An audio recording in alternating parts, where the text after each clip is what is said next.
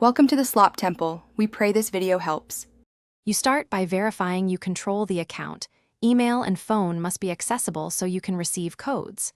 Once done, open the Instagram app and go straight to your profile, then edit profile and bio.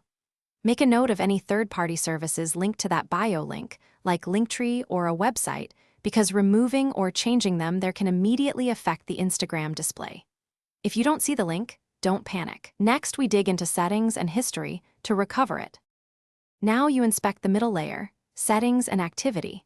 You should open account then security and scan login activity for any strange locations. If found, log them out.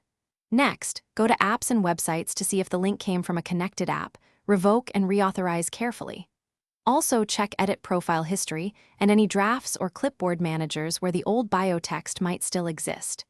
Doing this reveals whether the link was removed by you, a third party, or via an app change.